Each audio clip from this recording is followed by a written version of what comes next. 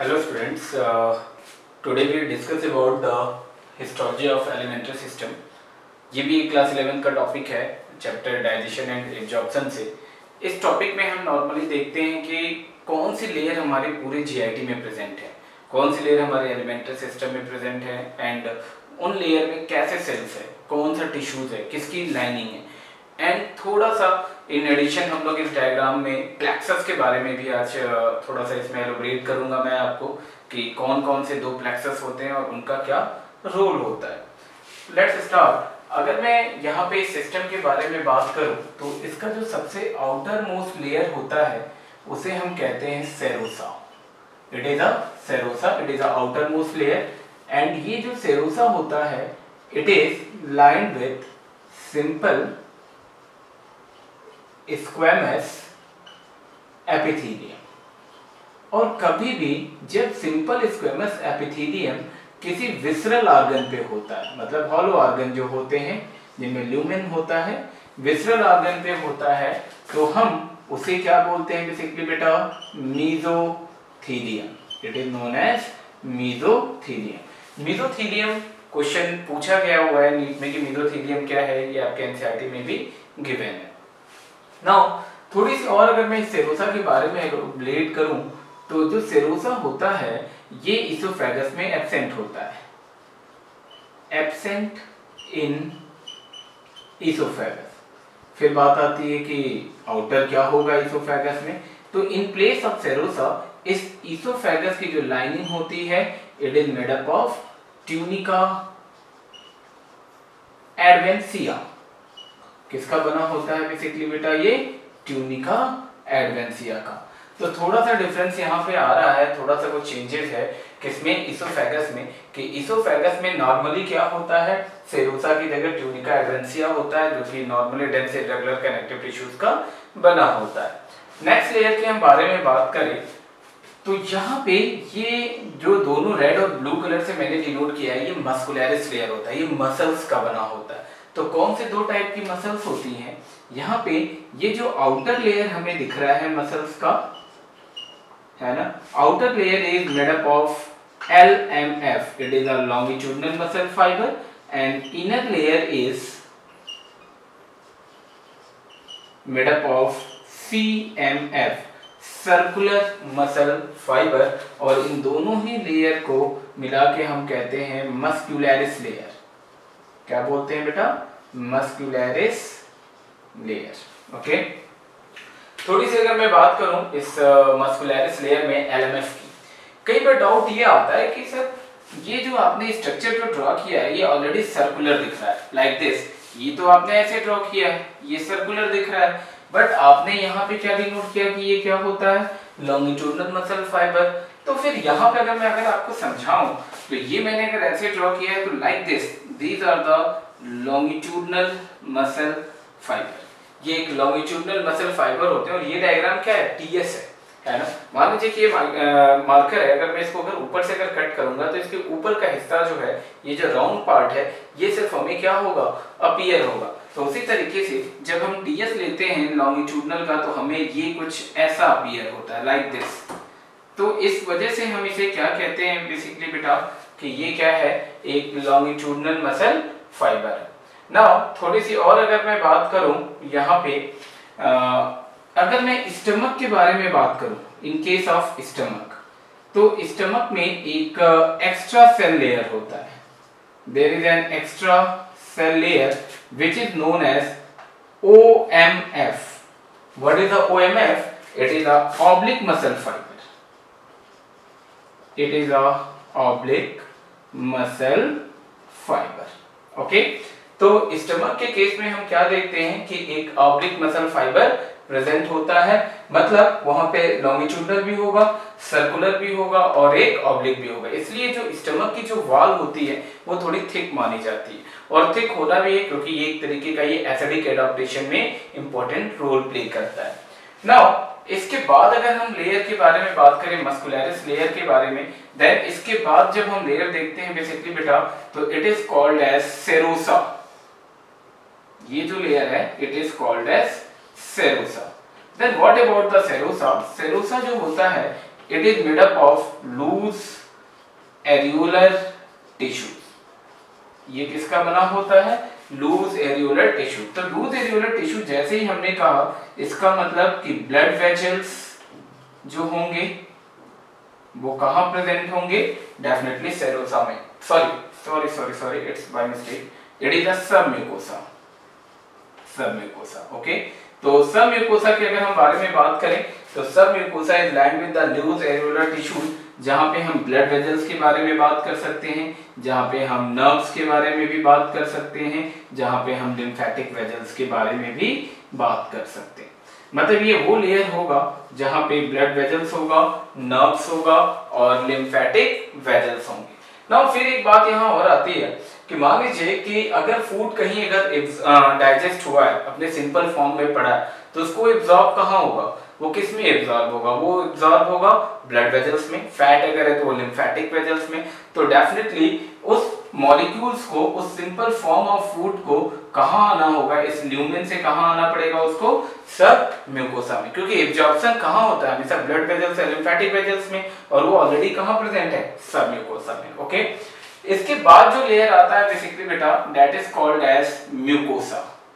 ये जो लेयर होता है that is called as mucosa, जो सबसे इनर मोस्ट लेयर है। अगर मैं बात करूं म्यूकोसा के बारे में, एक तो ये क्या होता है? इनर मोस्ट लेयर होता है। म्यूकोसा के बारे में और अगर बात किया जाए तो it is lined with the simple columnar epithelium. किसका बना होता है? सिंपल कॉलमनर एपिथेलियम का। अब हमें पता है कि कोई भी जो ग्लैंडुलर टिश्यूज होती है, या तो वो कॉलमनर होगी और या तो क्यूबाइडल होगी। तो नॉर्मली जो हमारे जीआईटी का जो पार्ट होता है, जो ग्लैंडुलर सिक्रीशन का जो पार्ट होता है, जो ग्लैंड्स होते हैं, वो नॉर्मली कहाँ प्रेजेंट होते हैं बेटा? इस म्यूकोसा में। ओके, सब म्यूकोसा में केवल एक ही ग्लैंड प्रेजेंट होता है, ड्यूडेनम का ब्रूनस ग्लैंड, जो कि एक म्यूकस सिक्रेटिंग ग्लैंड है। ओवरऑल अगर किसी भी ग्लैंड से अगर कोई क्वेश्चन अगर आए तो डेफिनेटली वो कहाँ प्रेजेंट होते हैं? बेसिकली बेटा म्यूकोसा में। इसके बाद अगर मैं थोड़ी सी बात करूं म्यूकोसा में, जो म्यूकोसा होता है इसमें दो मॉडिफिकेशन होता है। अगर हम स्टमक के म्यूकोसा के बारे में बात करें तो स्टमक के म्यूकोसा में फोल्ड्स होते हैं, and these folds are called as rugae. ये क्वेश्चन भी ऑलरेडी पूछा जा चुका है कि र्यूगी क्या होते हैं? Rugae are the mucosal fold which is present in the mucosa of the stomach. की स्टमक के म्यूकोसा के अंदर जो फोल्ड्स हैं, है ना, that is called as a rugae. उसी तरीके से इलियम के अंदर भी म्यूकोसा में थोड़ी सी बातें होती हैं बेसिकली बेटा। तो इलियम में जो म्यूकोसा होता है उसे हम कहते हैं कि they have a finger like projection. They have a finger like projection, और जो फिंगर लाइक जो प्रोजेक्शन होता है, इस फिंगर लाइक प्रोजेक्शन को ही क्या बोला जाता है बेसिकली बेटा? इलियम बोला जाता है, इलियम। एंड हमें पता है कि जो इलियम होता है it is mean for the absorption, surface area को बढ़ाता है, जो कि इसके लिए होता है एब्जॉर्प्शन के लिए। तो म्यूकोसा में हमने एक तो देखा कि इनर मोस्ट लेयर है, कॉलमनर है, सारे ग्लैंड्स यहाँ प्रेजेंट होंगे, बट स्टमक का म्यूकोसा जो होगा उसमें थोड़े से फोल्ड प्रेजेंट होते हैं, उस फोल्ड को हम र्यूगी बोलते हैं। एंड जो इलियम का होता है वहां पे थोड़ा सा फिंगर लाइक प्रोजेक्शन बनता है, and this finger like projection are known as a ileum which is meant for the increasing surface area that is responsible for the absorption of the nutrients.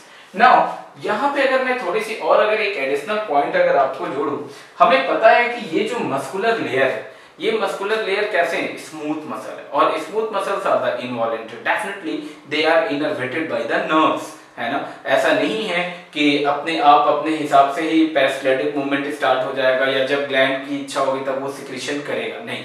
Gland को stimulate करने के लिए hormones चाहिए, और hormone को secrete कराने के लिए हमें स्टिमुलेशन चाहिए, नर्व इनर्वेशन चाहिए। क्लियर? तो यहाँ पे नॉर्मली इस डायग्राम में मैं थोड़ा सा शॉर्ट में अगर आपको समझाऊं तो लाइक दिस, यहाँ सर्कुलर और लॉन्गिट्यूडनल मसल फाइबर के बीच में एक प्लेक्सस होता है। This is not given in your NCERT, है ना, बट हमें इसको पढ़ना है बेसिकली बेटा। तो इन सर्कुलर और लॉन्गिट्यूडनल मसल के बीच में एक प्लेक्सस होता है। And what is a plexus? अगर मैं प्लेक्सस के बारे में बात करूं तो एक नेटवर्क होता है, क्लियर। और ये जो नेटवर्क होता है बेसिकली बेटा, इस प्लेक्सस को बोला जाता है Auerbach's plexus. It is known as Auerbach's plexus. What do you about Auerbach's plexus क्या होते हैं? अगर ऑरोबैक्स प्लेक्सस के बारे में बात करूं तो ये नेटवर्क होता है ना, बट ये नेटवर्क होता किसका है? It is a network of the vagus nerve. ये जो प्लेक्सस होता है किसका होता है? It is a plexus of vagus nerve.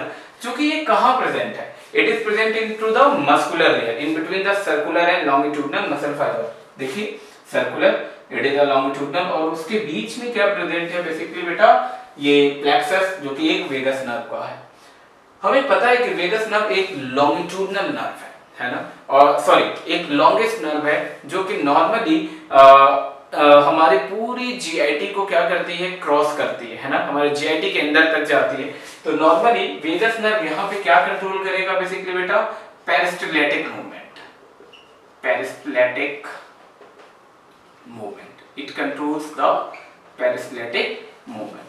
Now यहाँ पे अगर एक चीज और देखा जाए तो ये जो नर्व होता है ना, इस नर्व का थोड़ा सा एंटीरियर कॉन्टिन्यूएशन हो जाता है, आगे की तरफ ये नर्व बढ़ने लगती है, क्लियर, नेटवर्क के ही फॉर्म में। और जब ये अगर आगे की तरफ बढ़ती है तो हम इसी को कहते हैं बेसिकली बेटा Meissner plexus. It is known as Meissner plexus. तो this one is the first plexus, this one is the second. It is a Meissner's plexus. Then what about the Meissner plexus? ये Meissner plexus क्या है? अगर मैं इस Meissner plexus के बारे में बात करूं बेसिकली बेटा, तो एक तो ये कहाँ ये बेसिकली क्या होता है? It is a anterior continuation of Auerbach plexus. Auerbach plexus. और ये कहां जाता है? सब म्यूकोसा से म्यूकोसा तक मूव करता है, आगे तक कंटिन्यू होता है। और म्यूकोसा में क्या होते हैं? ग्लैंड्स होते हैं। तो डेफिनेटली मैं अगर इसके बारे में बात करूं तो ये स्टिमुलेशन ऑफ ग्लैंडुलर सिक्रीशन के लिए होता है। स्टिमुलेशन ऑफ ग्लैंडुलर सिक्रीशन, तो ये किस लिए होता है बेसिकली बेटा? यहाँ पे ये जो पार्ट होता है, it is responsible for the stimulation of the glandular secretion and it is responsible for the peristaltic movement. फिर बात आती है कि ये जो बीच का जो स्पेस है, what is this? It is a lumen. It is a lumen. अगर मान लीजिए कि कार्बोहाइड्रेट है ना, कार्बोहाइड्रेट में स्टार्च है, तो स्टार्च का जो एंड प्रोडक्ट है, कार्बोहाइड्रेट का जो एंड प्रोडक्ट है, मान लीजिए कि ग्लूकोज है ना, तो वो ग्लूकोज कहां पे रहेगा? इस ल्यूमेन में रहेगा। बट उसको एब्जॉर्ब होने के लिए कहां आना है? इस सबम्यूकोसा में। तो ये क्वेश्चन आता है कि क्या सीक्वेंस होता है? तो डेफिनेटली ल्यूमेन से कहां आएगा? म्यूकोसा, म्यूकोसा से कहां आएगा? Submucosa, then blood vessels. Fat अगर है तो ल्यूमेन से म्यूकोसा, म्यूकोसा से submucosa, then lymphatic vessels known as lacteals, है ना। लैक्टियल्स नॉर्मली क्या होता है कि जो लिम्फेटिक वेसल्स होते हैं, जब वहां पे फैट के काइलोमाइक्रॉन्स आते हैं, लाइपोप्रोटीन्स, तब हम उसे क्या कहते हैं? लैक्टियल्स कहते हैं। जो हम लोग डिस्कस करेंगे mechanism of the absorption of the fat, कि फैट का एब्जॉर्प्शन कैसे होता है। तो it is all about the histology of alimentary system. इसमें एक चीज और मैं थोड़ा सा ऐड कर देता हूं। ऑरोबैक प्लेक्सस जो होता है, इसका दूसरा नाम होता है माइंड्रिक प्लेक्सस, एंड जो मिशनर प्लेक्सस होता है, इसका जो दूसरा नाम होता है, इट इज कॉल्ड एज सब mucosal plexus. So it is all about the histology of elementary system. At least इतने पॉइंट्स आपको बिल्कुल टिप पे होने चाहिए, और इससे बाहर आपसे कोई भी क्वेश्चन नहीं पूछा जाएगा, चाहे आपको स्कूल का एग्जामिनेशन देना है या नीट का देना है। Okay, thank you to all.